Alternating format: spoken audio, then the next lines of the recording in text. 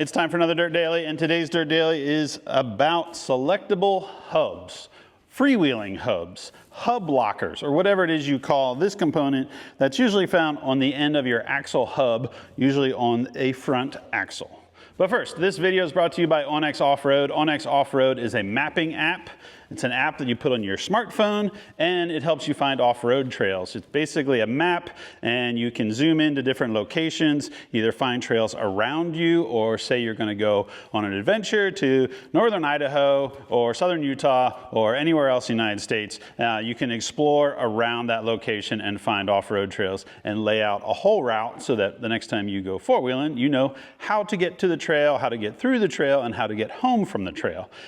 Plus, if you sign up for the Elite program, you get discounts with vendors, certain vendors in the off-road aftermarket. So you can get a discount with different brands just by signing up for the onX Off-Road Elite. And if you click on this QR code, you will get a discount. It'll take you directly to the 4xFred discount page where you can get a discount, and it tells people from onX Off-Road that you heard about it from me. Why do I post a QR code in the middle of a video? Because lots of people don't watch the videos on their telephones, they watch it on their television. So if you see it on your television, you can grab your phone and click on it, and it'll take you directly to that page for a discount. If you missed the QR code, don't worry, I will post it again at the end of the video, so you can go directly to the onX Off-Road page and get the discount for 4xFred-20. All right, what are selectable hubs and why do we care? Long before there were selectable hubs, there was something that looked like this. This is basically what's known as a drive flange. And a drive flange bolts to your axle hub, and it has a hole in the middle that is splined, and it slides over your axle shaft. So if I take this little rubber mallet and I knock this off, this part on the inside is your axle shaft, then there's a snap ring, and then all of this metal is your drive flange. There's another part that is very similar to this that is called a drive slug, but we'll get to that. So this is a drive flange, and this is what early 4x4s came with, a lot of early Jeeps. If you went to your Willys Jeep dealership, or you went to an Army surplus sale and bought an old MB or GPW, it probably came home with something like this. And these are great. But before I dive into what's so great about them, let's do a quick little lesson on what's going on here. So this is your front axle, and your front axle has an axle shaft that runs through it, and then that axle shaft goes into your knuckle, and then the knuckle has a spindle, which is like a metal tube, and the axle shaft runs inside that spindle. And then on the outside of that spindle is where there's usually two bearings, and they are encased inside this, which is your axle hub. And the hub is what is bolted to the wheel and the wheel and tire. The hub is also where the rotor or brake drum is bolted to. So all of that is spinning when you're going down the road. Not the spindle, but the axle shaft is spinning, the hub is spinning, the bearings are spinning, the brakes are spinning, the wheel is spinning, the tire is spinning. You have all this stuff spinning as you're running down the road, which is okay. I mean, everything's turning, you're going down the road. When you need four-wheel drive, you put your transfer case into four-wheel drive. It sends power down the front drive shaft to the front differential, which comes out and turns the axle shaft. The axle shaft is splined into the drive flange. The drive flange is bolted onto the hub. The hub is bolted onto the wheel. The tire is on the wheel, so everything turns, which is great most of the time. Because most of the time when you want four-wheel drive, you just want it to go into four-wheel drive. However, somebody figured out that as you're driving and you're in two-wheel drive, the tire is turning the wheel, and the wheel is turning the brakes and turning the hub, and the hub is turning the drive flange, and the drive flange is turning the axle shaft, and the axle shaft is turning the differential, and the differential can be turning the drive shafts. So you have all this stuff spinning all the time. And that's okay, but it's not great if you're looking for fuel economy. or you're looking to reduce wear and tear. Because with all that stuff spinning, it's more wear and tear and it's more drag, which causes worse fuel economy. So somebody back in the 1940s decided that, hey, what if there's a way that you could disconnect this axle shaft from this hub? So basically, a drive flange that doesn't attach to the axle shaft, or an axle shaft that doesn't attach to the hub through some sort of mechanical device that replaces this drive flange. And originally, the guys from Warn were some of the first people to ever come up with a solution for this, and they actually sold a drive flange that did not have splines in it. So the drive shaft would slide over the axle shaft, bolt to the hub, but it wouldn't transfer power from the axle shaft to the hub or from the hub to the axle shaft. Basically, you had this drive flange just spinning around the outside of the axle shaft. And that was great, except when you wanted to go from four-wheel drive to two-wheel drive, or from two-wheel drive to four-wheel drive, you had to get out, unbolt this flange that had the bare hole in the middle, and bolt on this flange that had the splined hole in the middle, and that would engage the axle shaft, and then it would bolt to your hub, and then you could have four-wheel drive. So somebody was thinking, there's got to be a better way. There's got to be a way that we can make this so that you just flip a knob or turn a switch or do something to engage and disengage the axle shaft to the hub. And that is where Selectable Hubs came from. Oh, and one more thing about drive flanges or drive slugs. Very strong, very reliable. They don't usually break because it's just it's a chunk of metal. There's no moving parts. The axle shaft comes through, there's a snap ring, the bolts hold it tight to the hub. And if any issues occur, it's usually these bolts coming loose. So when I drove this Jeep across America, it had selectable hubs on the front, so I could put it into two-wheel drive and run down the highway. When I drove this across the Rubicon, I took the selectable hubs off and I replaced them with these drive flanges and bolted them in because they're just simple, reliable. I wasn't as concerned about fuel economy when I was going 2 to 5 miles an hour across the Rubicon Trail. I was concerned about keeping it all together and keeping it strong, so I bolted these on, and they worked great. I do like to double check all of these bolts now and then if you're using and abusing your axle pretty hard. Like when I was on the Rubicon, every time we'd get to camp, I would double check that these bolts were tight, because you don't want those to loosen up, because they can either break the axle shaft or break the bolts, and then you're digging bolts out of your hub.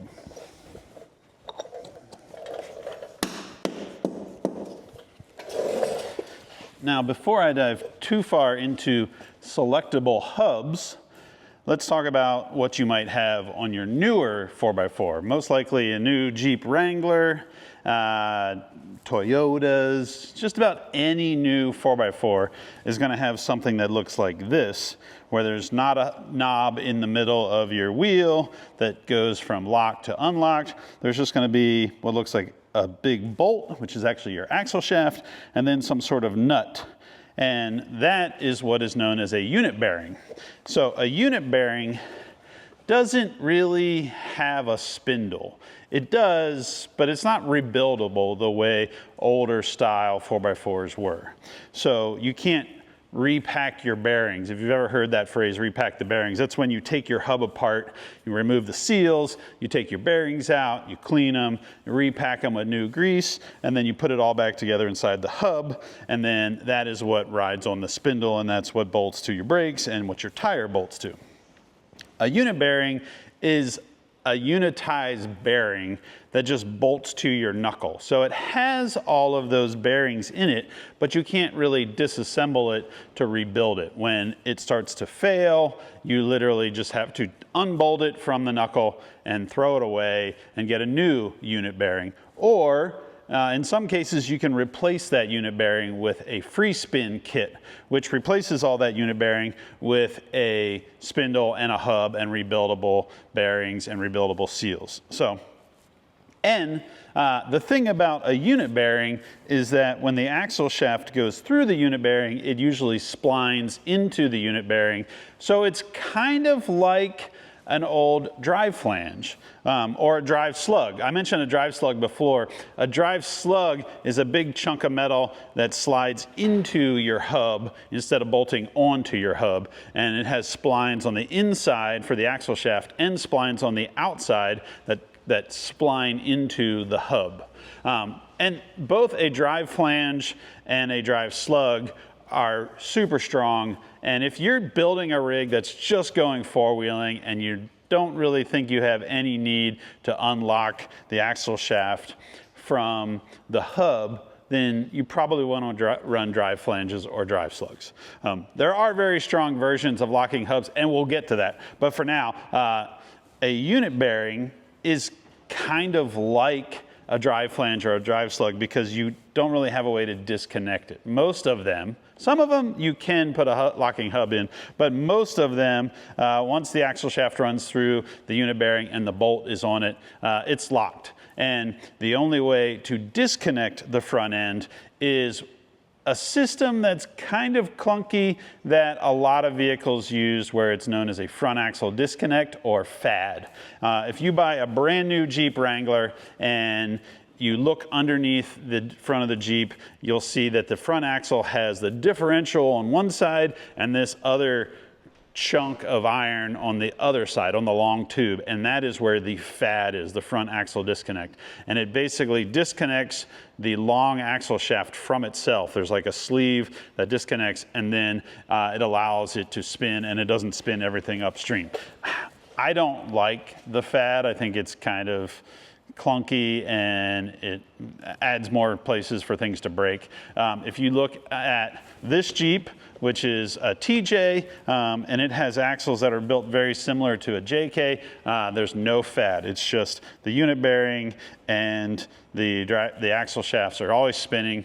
And if you look at my new JL Noob Sock, I did the same thing. It has a set of Dana Ultimate 44s. It does not have the FAD, and I do not have any sort of selectable hubs on the end. It's just bolted straight to it. That means that both this Jeep and my JL, when I run them down the highway, everything's spinning. I don't really worry about it. I mean, this has got a little diesel in it. It gets really great fuel economy. The JL, I leaned more towards having a front end that is strong and reliable and less concerned about fuel economy and everything moving. But a lot of people are very worried about fuel economy and everything moving. Exactly why Jeep put the FAD front axle in. And that's okay. I can see benefits to both sides. On my two Jeeps, my Wrangler JL and my Wrangler TJ, both of them have fixed unit bearings, no front axle disconnect, everything spins all the time. And on some other Jeeps that I have built custom axles, like my summer camp Jeep has a custom front axle built by Spider-Tracks, and they have what they call their ultimate unit bearing, and it also does not have any disconnectable hubs. It's all spinning all of the time. When you build a Jeep like that and you have the front end spinning all the time, you want to make sure that your front drive shaft is set up correctly, is well balanced, and because if you're running down the highway and that front end has like really weird angles, or the drive shaft isn't balanced, or you made one of those kind of cheapo square tube drive shafts, that thing's going to vibrate like crazy, and you're going to have vibration issues. So if you're going to run unit bearings without any selectable hubs or without a front axle disconnect, you have to make sure everything's pretty well balanced. Otherwise, you can get really bad vibrations. Which is probably another reason why back in the 40s, the companies in the aftermarket developed the selectable hubs. Warn is the one that most people talk about because Warn has been around since 1948. There were other companies making selectable hubs. I'm not sure who was the very first, but Warn has been in the business for a long time making selectable hubs. So let's go look at some Warn selectable hubs. I've talked about drive flanges. I've talked about drive slugs. I've talked about unit bearings. Basically, if you don't have a selectable hub on the end of your front axle, you probably have one of those three things. But what exactly is the selectable hub and how does it work? So what I have here in my hand is a selectable hub made by Warn. This is their Warn Premium, and they come in two pieces. There's the inner piece that has the splines on the inside that spline over your axle shaft, and then they have splines on the outside that spline into the interior of the hub. And then there's the knob, and it says lock, which is what you turn it to when you want to lock it into the front axle, and free, which is where it's free spinning running down the highway. These Warn Premium hubs are pretty much the go-to for most people that have selectable hubs on their 4x4. Especially if you have a Dana axle and it has this style of interior splined hub. And they're great. They're about roughly $300 for a set of two. And they come in different sizes. They come for different applications. They have been around for ages. They're simple to install. Like, I'm gonna remove this one and show you kind of just how easy it is. You basically have 6 bolts that screw into the inner part of the hub. And you unbolt these 6 Allen bolts. Oh, actually, back up. I want to show you how this works before I remove it. Let's put this back on.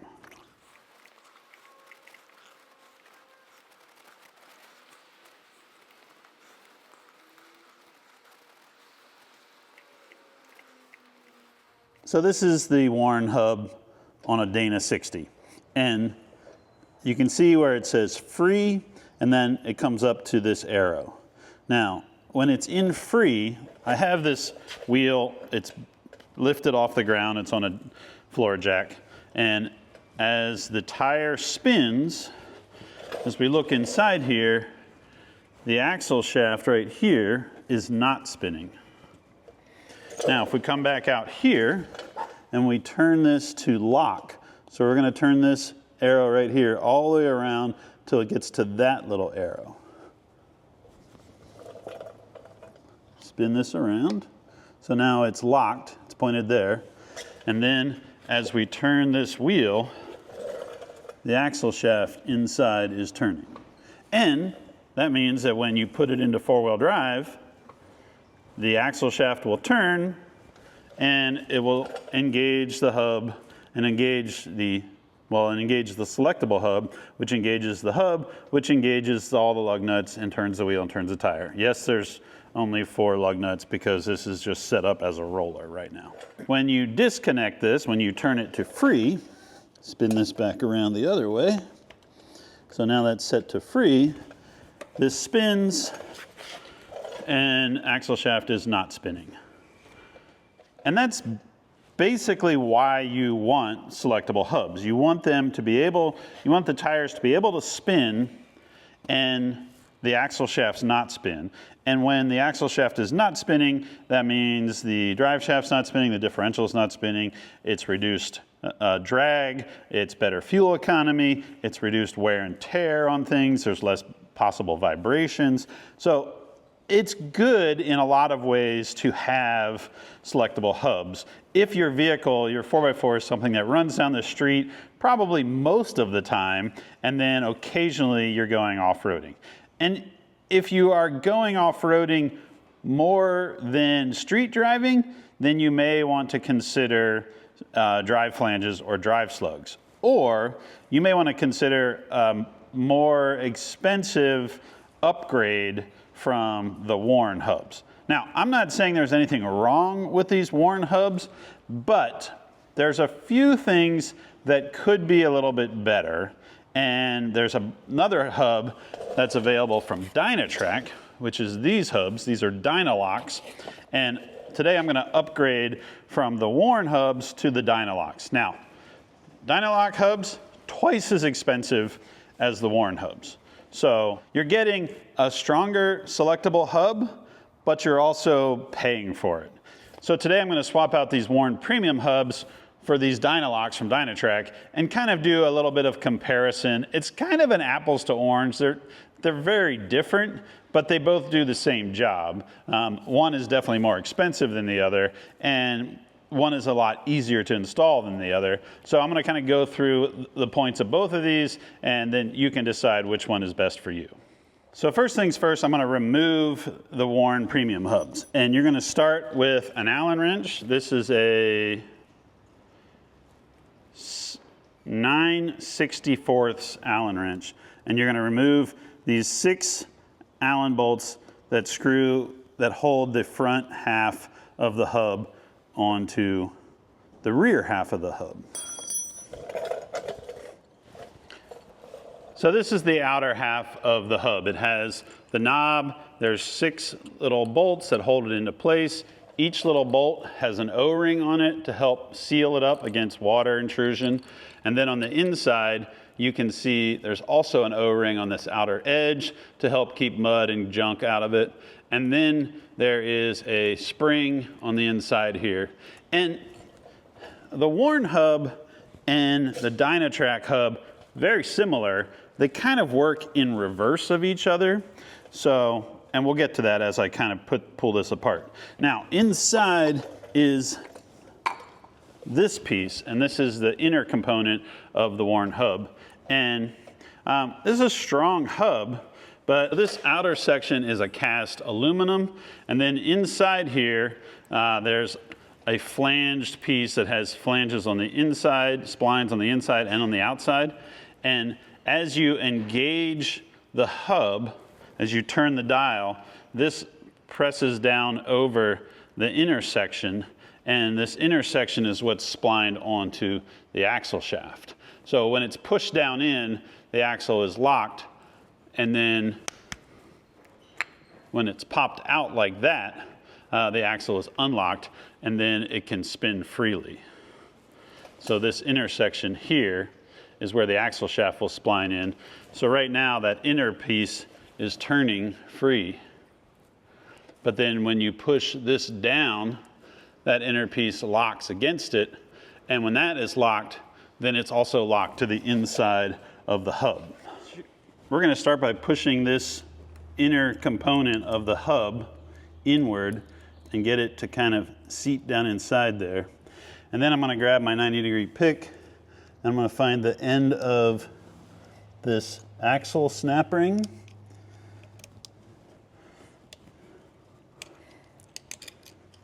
And we'll just work that out. And then the inner snap ring is off. This is the one that goes in a groove in the end of the axle shaft. And then next step is to find the outer snap ring. And that just kind of works its way out around this. And the outer snap ring is out. And then grab 1 or 2 of those little screws that hold the cap on, screw that in, and just like that, you have the Warn premium hub removed. These are great. These are strong hubs. They're probably the best bang for your buck because at $300, they're strong, they're easily replaceable. I mean, 2 snap rings, 6 little bolts, and you have the hub out. And if you have a problem, you can swap another one in pretty quickly on the trail. This is where if you didn't want a hub, you would have a drive flange down in here. And the drive flange is basically a chunk of metal that has splines on the inside and splines on the outside. So it slides over the axle shaft and in these splines on the inside of the hub and locks it all together. Usually you slide that in, put a snap ring on it, put some sort of cap on it that seals out the mud and dirt, and then it's locked forever. You can't unlock it, and everything is spinning all the time. Great if you're building like a dedicated rock crawler that's like going on a trailer.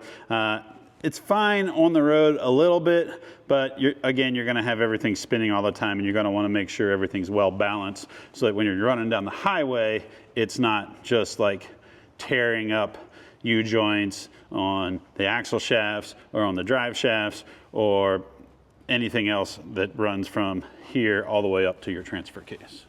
This is the Dynatrac Dynalocs hub, and it is definitely more complicated than the Warn hub, but it's also a lot stronger in my opinion. This component right here is what splines into the hub of the axle, and this is what splines onto the axle shaft. And when it's locked, these two are geared together. And both of these components are made out of heat-treated chromoly, so much stronger than the aluminum housing on the Warn hub. But also, like I said, twice as expensive. You're gonna put this spacer in, then this plate will go over the spacer. Then you'll put this inner gear in that has a spring, this outer gear that has a bronze bushing, and then the cam piece right here and the hub turn piece right here. And all of this will assemble inside the axle of the Dana 60. Now, this axle is from Dana Spicer, and it uses a special type of spindle, nut, and lock. And unfortunately, this very first piece, this spacer, does not fit over that spindle nut. So I'm going to change it out for this style. This is your spindle nut. You put this on to 50 pound-feet of torque, and then you back it off a quarter turn.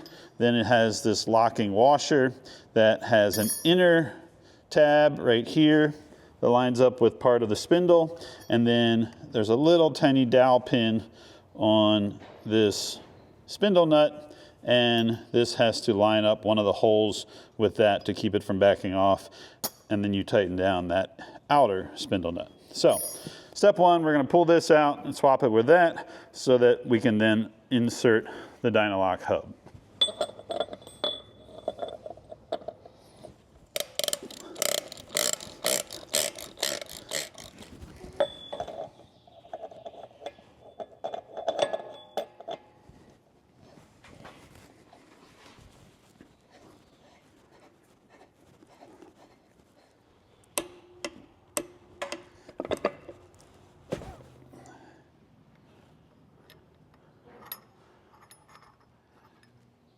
I put the inner spindle nut in, I torqued it to 50 pound-feet of torque, then I backed it off a quarter turn, and then I slid this washer in, and you can see right there in front of my fingernail, there's the little dowel pin.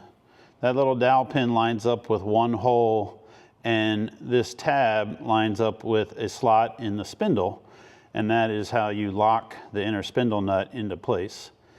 If that dowel pin doesn't line up with that, you flip the washer over and try to line it up on the other side. If it still doesn't line up, then put the spindle nut socket back on it and tighten it up just a little tiny bit, or loosen it up just a little tiny bit to get it to line up with one of those holes. But you basically want that inner one at 50 pound-feet and then backed off a quarter turn. That sets the bearings, but it doesn't have so much pressure on them that they overheat. Now, once you have the lock washer in place and the inner nut in place, then you put the outer nut on, and then you're ready to put the Dynalocs installed. Step one is this spacer. There are different spacers for different hubs. So you want to make sure you tell Dynatrac exactly which axle you're running so they know which spacer to send to you. Once the spacer is in, you're going to want to put the base plate and make sure that this recess is towards the axle or towards the spindle, so that if it presses down and it bottoms out on the spacer, it doesn't hit the spindle. Next, you'll put the inner lock piece in, and that has the wave washer on the back, and make sure you put some grease all over this. You want grease so that where the outer lock gears into it, it goes together nicely. You want grease on the splines so that it slides into the hub splines nicely. Basically, get this thing greasy and then this will slide down inside here. If it doesn't drop into place, just kind of move it around a little bit so that it lines up with the splines in the hub. Actually, I had that backwards. That is called the outer lock because it locks into the outer splines. This is the inner lock because it locks into the axle splines, and there is a bushing that goes on here. And again, put some grease on the splines so it all goes together nicely, and out here where it will cam together.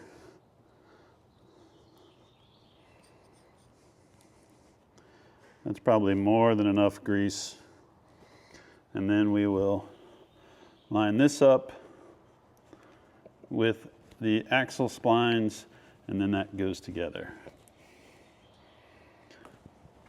You'll definitely want a rag or a pile of rags handy because you want to get this to go together nice, but then you also need to clean it up enough so that it's not just spooging out grease everywhere. Now there's a snap ring that goes in the end of the axle shaft. The axle shaft shortly back from the end has a groove cut in it for this snap ring, and to get that in, you'll push all of this down in and compress everything so that it locks together. You may also reach behind with a little pry bar and push the axle shaft outwards and then slide all this in so that you can get to the groove in the axle shaft and it's not completely fighting you. It may be a little tricky because you have this greasy spring-loaded piece that you're trying to get a snap ring to go onto, but you just kind of get it started and then work your way around it. At this point, you have one of the qualities of the Dynaloc hubs that's different than the Warn hubs and just about every other hub on the market. And that is that in this position right here, where the rest of the hub is not even installed, the axle is engaged, it's locked. That means that, say you're rock crawling, you smash this thing into a rock, it breaks off the outer cap, you lose the snap ring, all the outer guts, all these parts that are still on the tow here, the axle will revert to being locked. So Dynatrac claims in case of failure, it will revert to a locked system, which will get you off the trail. So a lot of other hubs, you break them, no longer spinning, the tire is not turning, the axle may be turning inside, but all the guts are busted up. And this one is designed so that in case of failure, it will go to a locked position. So like right now, it's locked. And on the Warn hub, where the internal piece that is on the axle shaft moves up and down, this one is designed differently so that the external piece, that outer lock that is splined into the hub, that is what moves back and forth. So when we put the rest of the hub on and you engage it or you unlock it, it's actually pushing the two pieces apart, and then they will allow the wheel to spin. So like if the hub should break, those two pieces will spline together, lock together, and then you should always have four-wheel drive coming to this wheel. So I think that's a benefit because, like I said, if you're on the trail, the thing breaks somehow, you break something, it's going to revert to a locked position to hopefully get you off the trail. And then once you're at the trailhead, you can either pull this all apart or drive home with it all spinning. But I would rather have it locked as the fail-safe versus unlocked. And then you're stuck on the trail without four-wheel drive. All right, let's put the rest of this together. Next, you'll put the crown cam on, the top plate, and then the big outer snap ring. And this goes in a groove that's on the outer edge of the hub.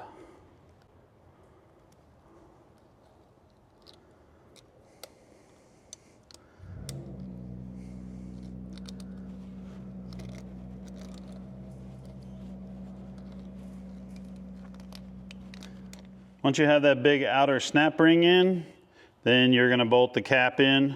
There's an O-ring in between the knob and the outer cap, and you want to have it set to the X or the locked position. And then this will set in here, and then there's 3 bolts. These also have little washers on them to make sure that everything is sealed good. And you'll line those up. 2 and 3.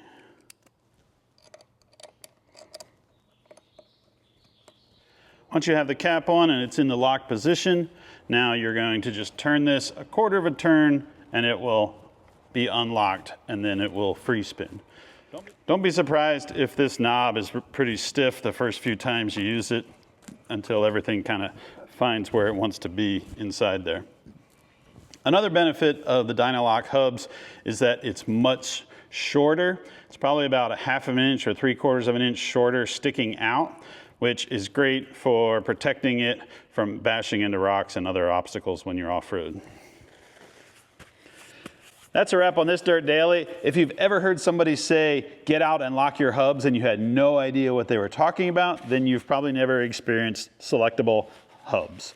And like I said before, Warn's premium hubs are just about perfect for most people. Unless you're running really big power, this thing's gonna have an 8.1 liter big block or really big tires. This is gonna have 38s to 40-inch tires, and you wanna really abuse the thing off-road, then you probably wanna step up to the Dynalocs.